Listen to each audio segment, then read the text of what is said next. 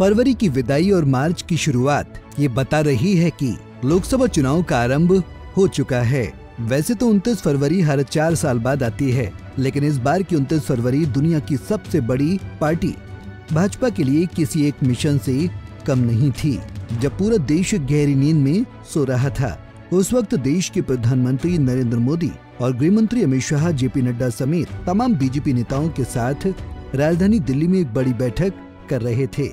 इस बैठक का मकसद था लोकसभा चुनाव में कैसे जीत का रिकॉर्ड कायम किया जाए, कौन प्रत्याशी कहां से चुनावी मैदान में उतरेगा और किसका पत्ता साफ होगा।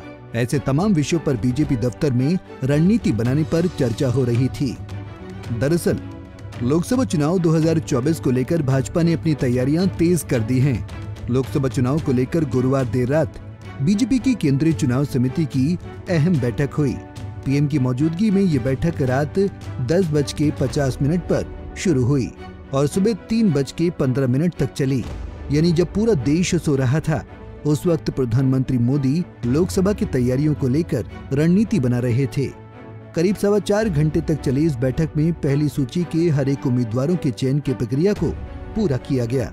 इस अहम बैठक के दौरान 18 राज्य और 3 केंद्र शासित प्रदेश की चुनाव कोर कमेटी के पदाधिकारियों ने पीएम के सामने उम्मीदवारों का ब्यौरा दिया, जिसके बाद नाम पर अंतिम मोहर लगाई गई।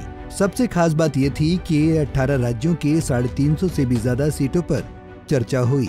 उम्मीद जताई जा रही है कि करीब 120 से ज्यादा सीटों पर उम्मीदवारों के नाम की जल्द घोषणा हो सकती है।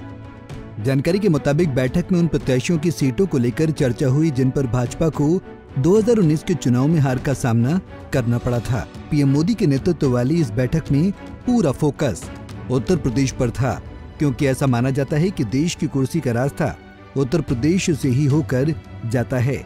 यूपी की सभी 80 सीटों पर चर्चा के लिए मुख्यमंत्री योगी आदित्यनाथ, प्रदेश अध्यक्ष भूपेंद्र चौधरी और दोनों डिप्टी सीएम केशव प्रसाद मौर्य और ब्रजेश पाठक की मौजूदगी भी रही। इस बीच माना जा रहा है कि भूपेंद्र यादव, धर्मेंद्र प्रधान और मनसुख मांडविया समेत कई केंद्रीय मंत्रियों को पार्टी आम चुनाव में उतार सकती है, क्योंकि पार्टी ने उन्हें राज्यसभा चुनाव में भी नहीं उतारा था। वहीं चर्चा ये भी है कि पार्टी हमेशा की तरह कुछ मुश्किल भरी सीटों पर नए चेहरों को मौका दे सकती है, जिससे जाने माने बड़े चेहरों का टिकट कटने की संभावना है। वहीं बड़े चेहरे की बात की जाए तो पीएम मोदी को वाराणसी, अमित शाह को गांधीनगर, राजनाथ सिंह को लखनऊ, स्मृति ईरानी को अमेठी, धर्मेंद्र प्रधान को ओडिशा के संबलपुर, ज्योतिरादित्य सिंधिया को ग्वालियर या गुना शिवपुरी, शिवराज सिंह चौहान को भोपाल या विदिशा और संबित पात्रा को ओडिशा की पुरी से टिकट दिया जा सकता है। बहरहाल इस मीटिंग में असम में सीट शेयरिंग के फॉर्मूले पर भी बात हुई है।